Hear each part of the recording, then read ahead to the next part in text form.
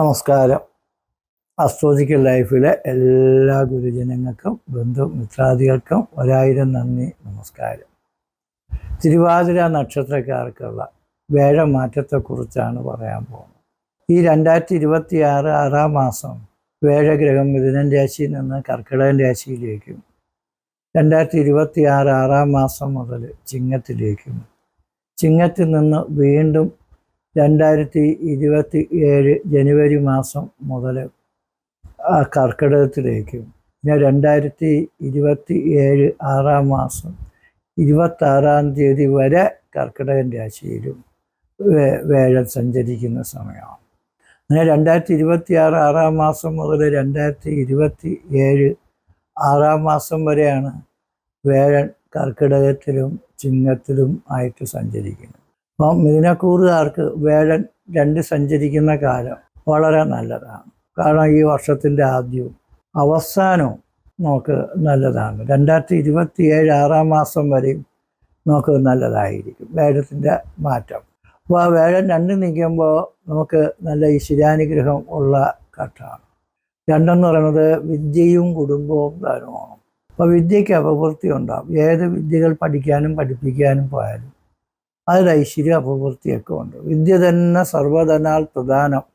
അപ്പോൾ ഏത് പരീക്ഷയ്ക്കും മത്സരത്തിൽ പോയാലും വിജയം കിട്ടും, വിദ്യ കിട്ടും. പഠിക്കണം മാത്രമല്ല, പഠിപ്പിക്കാൻ പോകുന്നവർക്ക് സ്കൂള്, കോളേജ്, വിദ്യാഭ്യാസ സ്ഥാപനങ്ങൾ, വിദ്യയുമായി ബന്ധപ്പെട്ട മേഖലയിൽ പ്രവർത്തിക്കുന്നവർക്കൊക്കെ വളരെ ഐശ്വര്യവും അപവൃത്തിയും പുരോഗതികളും കിട്ടും. കുടുംബം എന്ന് വെച്ചാൽ അച്ഛൻ, അമ്മ, ഭാര്യ, ഭർത്താവ്, മക്കൾ, മരുമക്കൾ, ചെറുമക്കൾ എല്ലാം ചേർന്നതാണ് കുടുംബം. അപ്പോൾ മക്കളില്ലാത്തവർക്ക് മക്കളുണ്ടാകാനും ഉള്ള മക്കൾക്ക് നല്ലത് വരാനും, പല രാജ്യത്തും കുടുംബക്കാരിങ്ങനെ മാറി മാറി താമസിച്ച ഒരു രാജ്യത്ത് അമ്മ ഒരു രാജ്യത്ത്, മക്കളൊരു രാജ്യത്ത്, ഭാര്യ ഒരു രാജ്യത്ത്, ഭർത്താവ് രാജ്യത്ത്, ഇങ്ങനെ അകന്നു നിൽക്കുന്ന ആൾക്കാരെല്ലാം ഒന്നിച്ച് സ്നേഹിച്ച് യോജിച്ച് ഒന്നിച്ച് ജീവിക്കാനും, ധനമെന്ന് പറയുമ്പോൾ നമുക്ക് കിട്ടാതെ കിടക്കുന്ന പൈസകളും ഭാഗ്യങ്ങളും ഒക്കെ കിട്ടാനും, അംഗീകാരങ്ങൾ, അവാർഡുകളൊക്കെ കിട്ടാനും, വിദേശത്തൊക്കെ താമസിക്കുന്നവർക്കൊക്കെ ആണെങ്കിലും PR കിട്ടാനും, സിറ്റിസൺഷിപ്പ് കിട്ടാനും, ഭാഗ്യങ്ങൾ കിട്ടാനും ഒക്കെ യോഗമുള്ള സമയമാണ്. അപ്പം അതുകൊണ്ട് നഷ്ടപ്പെട്ടു പോയി എന്ന് കരുതിയ പല അവസരങ്ങളും വിദ്യകളും നിങ്ങളുടെ ചെറിയ പ്രയത്നം കൊണ്ട് വലിയ നേട്ടങ്ങളായിട്ട് നേടി ജയിക്കാൻ പറ്റുന്ന ഘട്ടമാണ്. അപ്പോൾ വിദ്യയ്ക്കും കുടുംബത്തിനും ധനത്തിനും നമുക്ക് നല്ല ഐശ്വര്യങ്ങൾ കിട്ടും.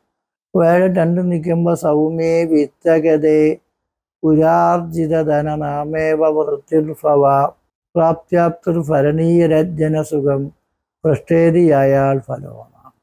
ആ സൗമ്യഗ്രഹങ്ങൾ വിത്ത എന്ന് വെച്ചാൽ ധനസ്ഥാനത്ത് സഞ്ചരിക്കുമ്പോൾ പുരാർജിതനം, പൂർവിക സ്വത്തുവകകൾ, പൂർവിക സ്വത്തുക്കൾ, കുടുംബ സ്വത്തുക്കളൊക്കെ കിട്ടാതെ കിടക്കുന്നത് പോലെ നമുക്ക് കിട്ടും. നാമേവ വൃത്തിർഭ, നാമത്തെ വെറും പേരിന് മാത്രമേ ഉള്ള വസ്തുവകകൾ പോലും നമുക്ക് അഭിവൃദ്ധിപ്പെട്ടു വരും. പ്രാപ്തിയാപ്തി, നമുക്ക് ഏത് കാര്യവും വിജയിച്ച് നേടാനും കാര്യപ്രാപ്തി ഉണ്ടാകാനും യോഗമുണ്ട്. പൃഷ്ടേതിയായാലും എല്ലാ ഭാഗ്യങ്ങളും അഭിവൃദ്ധികളും പുരോഗതികളും നമുക്ക് കിട്ടും. അങ്ങനെ നല്ല ഐശ്വര്യത്തോടുകൂടി അഭിവൃദ്ധിയോടുകൂടി രക്ഷപ്പെടാനും സാധ്യതയും യോഗമൊക്കെ ഉള്ള ഒരു ഘട്ടമാണ്. അങ്ങനെ നമുക്ക് നല്ലത് തന്നെ വരാനുള്ള സാധ്യതയും അതിയായ യോഗങ്ങളും ഒക്കെ കിട്ടുന്ന സമയമാണ് വേഴൻ 2 വരുമ്പോൾ. അപ്പോൾ ആ വേഴൻ 2 നിന്ന് 2026 6-ാം മാസം മുതൽ 3-ലേക്ക് വരും. ആ ഒരു കൊല്ലം ഇത്തിരി ദോഷമാണ്. കൊല്ലമല്ല, ആ ഘട്ടം 2026 6-ാം മാസം മുതൽ 10-ാം മാസം വരെയാണ് വേഴൻ 3 നിൽക്കണം. 3-ൽ വേഴൻ നിൽക്കുമ്പോൾ നമുക്ക് ഭാഗ്യം പെട്ടെന്ന് അങ്ങ് കുറഞ്ഞു പോയതുപോലെ തോന്നും. കാരണം വേഴൻ 3 വരുമ്പോൾ നമുക്ക് ഈ വേഴൻ 3 എന്ന് പറയുന്നത് കലഹരാശിയാണ്. ഹരിഭവനെ സഹജേവ ബഹതാം ഭക്തിയോ സ്ഥിതി കലഹാദം. 3-ലും 6-ലും വേഴൻ, ശുക്രൻ മുതലായ ഗ്രഹങ്ങൾ സഞ്ചരിക്കുമ്പോഴാണ് നമുക്ക് കലഹങ്ങൾ, എല്ലാവരോടും വിരോധം നമുക്കും തോന്നും, നമ്മളോടും തോന്നും. പ്രത്യേകിച്ച് ഈ 3-ാം ഇടം എന്ന് വെച്ചാൽ ധൈര്യം, വീരഞ്ച, ദുർബുദ്ധി, സഹോദര പരാക്രമോ, ദക്ഷകർണ സഹായൗജ, ചിന്തനീയം ഈ തൃതീയതാണ്. ധൈര്യം നമുക്ക് ക്ഷയിച്ചു പോകും. എന്ന് വെച്ചാൽ നല്ല ഉത്സാഹത്തോടു കൂടി പോണവരാണ്, എനിക്കൊന്നും വയ്യെന്ന് തോന്നുന്ന തരത്തിൽ അലസത ബാധിച്ച് ധൈര്യമൊക്കെ ഇങ്ങോട്ട് പോയാൽ എന്നെക്കൊണ്ടൊന്നും പറ്റൂലെന്നുള്ളൊരു ചിന്തയൊക്കെ അങ്ങ് തോന്നിപ്പോകും. വീരൻ ചെഞ്ഞ ഉത്സാഹവും വീരത്വവും എല്ലാത്തിനും പറ്റുന്ന കഴിവുള്ള ഒരാളാണെങ്കിൽ എന്നെ കൊണ്ടൊന്നും പറ്റൂലെന്ന് ചിന്തിച്ചു എന്ത് ചെയ്യാൻ പറ്റും. അതുകൊണ്ട് നിങ്ങൾ പോണ കാര്യങ്ങൾ ധൈര്യമായിട്ടും വീര്യമായിട്ടും ഉത്സാഹമായിട്ടും കാര്യങ്ങൾ നടത്താൻ ശ്രമിക്കണം. ദുർബുദ്ധി എന്ന് പറയുന്നത് ആലോചിക്കാതെ ചിന്തിക്കാതെ പല കാര്യങ്ങളും തീരുമാനിച്ച് അതിൽ ചെന്ന് കുരുക്കി കളഞ്ഞിട്ട് വരാനും പറ്റൂല, കൂടെ പ്രവർത്തിക്കാനും പറ്റാത്ത അവസ്ഥകളുണ്ടാവും. സഹോദര പരാക്രമം, സഹോദരങ്ങളുമായിട്ടും പരാക്രമങ്ങളും അടിയും വഴക്കൊക്കെ ഉണ്ടായി പോകും. സഹചാരി ഫ്രണ്ട്ഷിപ്പിലും കുറവുകൾ വരും. അങ്ങനെ നമ്മൾക്ക് ഭയങ്കര ദേഷ്യവും വിരോധവും ഒക്കെ ആ സമയത്ത് തോന്നിപ്പോകും. നമ്മൾക്കും വിരോധം തോന്നും, നമ്മളോടും ആളുകൾക്ക് വിരോധം തോന്നും. പൈസ ഇടപാടുകളെല്ലാം സൂക്ഷിക്കണം. കാരണം ഈ വേഴം 3 നിൽക്കുമ്പോൾ തോനെ പൈസ ഉണ്ടെങ്കിൽ ഇങ്ങനെ ആക്സിഡിറ്റിയൊക്കെ റെയ്ഡ് ചെയ്തുകൊണ്ട് പോകും. കുറച്ച് പൈസയാണ് ഉള്ളത്, കടമാണുള്ളതെങ്കിൽ ജപ്തി നടപടികൾ വരും. പിന്നെ ഉദ്യോഗസ്ഥന്മാരുടെയും അധികാരികളുടെയും പ്രീതി കുറഞ്ഞ് നമുക്കാകെ വിഷമതകൾ വരുന്ന സമയമാണ് വേഴഗ്രഹം 3 സഞ്ചരിക്കുന്ന സമയം. അതുകൊണ്ട് സന്താനങ്ങളുടെയും വഴക്കിനും ഉടക്കിനൊന്നും പോകരുത്. വീണ്ടും വേഴം നമുക്ക് ഈ ചിങ്ങൻ രാശിയിൽ നിന്ന് 2026 10-ാം മാസം മുതൽ വീണ്ടും 2027 6-ാം മാസം വരെ കർക്കിടകത്തേക്കാണ്. അപ്പോൾ ആ കാലഘട്ടം നമുക്ക് സമാധാനവും സന്തോഷവും ഐശ്വര്യവും ഒക്കെ നമുക്ക് കിട്ടാനുള്ള യോഗമുണ്ട്. ഇടയ്ക്ക് മാത്രം വേഴത്തിൽ 3-ലോട്ട് വരുന്ന കാലം നമ്മൾ വളരെയധികം സൂക്ഷിക്കേണ്ടതായിട്ടുമുണ്ട്. അപ്പോൾ വേഴൻ 2 വരുമ്പോൾ ധനത്തിനും കുടുംബത്തിനും ഐശ്വര്യം ഉണ്ടാകും. കാരണം വേഴൻ സർവ ഈശ്വരകാരകത്തുള്ള ഗ്രഹമാണ്. സർവേശ്വരാണാം ദക്ഷിണേ അസ്തി നിത്യം സാന്നിധ്യം അസ്മാത് ദക്ഷിണേ അനുകൂലേ പ്രായോ അനുകൂലാക സകലാസ ദേവാസ്തൽ പ്രതികൂലക സതിന്യാനുകൂലഹ എന്നാണ്.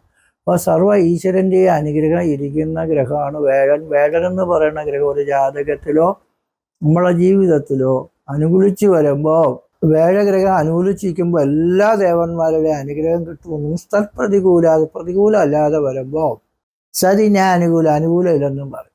ദൈവാനുഗ്രഹം ഉള്ള സമയത്ത് നമ്മൾ എന്ത് കാര്യം ചെന്ന് തൊട്ടാൽ അത് പൊന്നായിട്ട് വരും.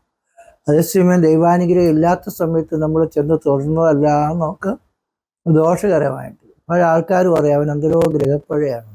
അപ്പോൾ ഗ്രഹങ്ങൾ പിഴച്ച് നിൽക്കുന്ന സമയമാണ് നമുക്ക് ഗ്രഹപ്പഴ ഉള്ളത്. അതുകൊണ്ട് നമ്മൾ എന്താണ് മന്ത്രം നടത്തുക, ബലിപൂജ, ഔഷധേ ദേവത ഭജനധാതു പോഷണേഹി മന്ത്രം ജപിക്കണം. ക്ഷേത്രത്തിൽ പോയി നിവൃത്തിയുള്ള ഉത്സവങ്ങൾ, കൊടുതി ആചാരങ്ങൾ, പൂജകളൊക്കെ നടത്തണം. ബലി, സർപ്പബലി, ഉത്സവ ബലി, ആറാട്ടുബലി മുതലായ കാര്യങ്ങൾ അനുഷ്ഠിക്കാനുള്ള കാര്യങ്ങൾ ചെയ്യണം. നിവൃത്തിയുള്ളതുപോലെ സാമ്പത്തിക സഹായങ്ങൾ ചെയ്യണം. ഔഷധേ ദേവത ഭജന, ഔഷധം കഴിക്കണം, ദേവനെ ഭജിക്കണം.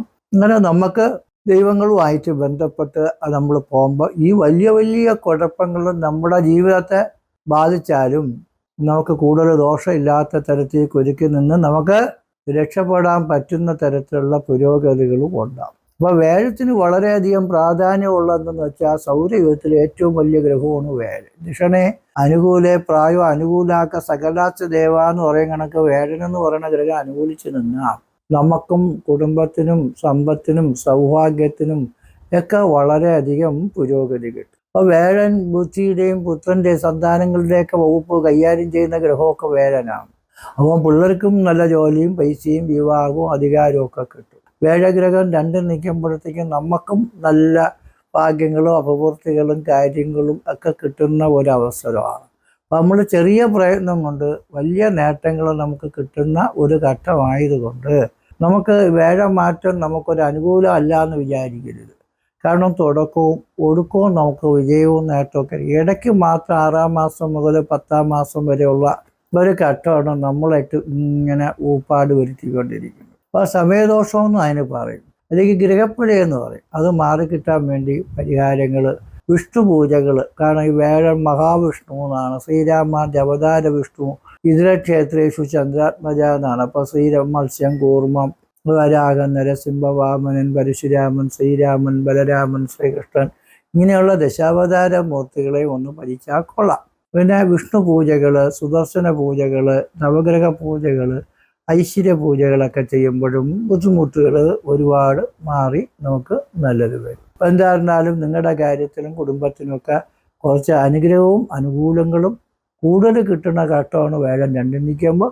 3 നിൽക്കുമ്പോൾ പ്രതികൂല സാഹചര്യങ്ങളുള്ളതിന് പരിഹാരവും ചെയ്ത് പ്രവർത്തിച്ച സീറായി പോകേണ്ടുന്ന ആളും ഹീറോ ആയിട്ട് തന്നെ നമുക്ക് വരാനും സ്ഥാനമാന ഐശ്വര്യങ്ങളോടുകൂടി ജീവിക്കാനും പറ്റും. കാലഭൈരവ സ്വാമി ക്ഷേത്രത്തിലെ വഴിപാടുകൾ, പൂജകൾ, നേർച്ചകൾ ഇതൊക്കെ ചെയ്താൽ നല്ലതായിരിക്കും. നിങ്ങളുടെ കുടുംബക്ഷേത്രത്തിലും ശിവപ്രീതികരങ്ങളായ സൽക്കർമ്മങ്ങളൊക്കെ ചെയ്യണം. തിരുവാതിര ശിവൻ്റെ നാളാണ്. അതുകൊണ്ട് കൂടുതൽ ഭക്തിമാർഗങ്ങളിലൂടി യുക്തിപൂർവം നമ്മൾ മുന്നോട്ട് പോയ എല്ലാ ശക്തികളും നമുക്ക് കിട്ടി ആ ദുരിതത്തിൽ നിന്ന് മുക്തി ലഭിക്കാൻ തീർച്ചയായിട്ടും നമുക്ക് പറ്റും. അങ്ങനെ നിങ്ങൾക്ക് എല്ലാവിധ ആയുരാരോഗ്യ ഐശ്വര്യ പൂർത്തികൾ, സമ്പത്ത്, സന്തതി, സൗഭാഗ്യങ്ങൾ എല്ലാം ഉണ്ടാകട്ടെ എന്ന് കാലഭൈരവ സ്വാമിയോടും ശ്രീ പത്മനാഭ സ്വാമിയോടും പ്രാർത്ഥിച്ചുകൊണ്ട് നിർത്തുന്നു. നന്ദി, നമസ്കാരം.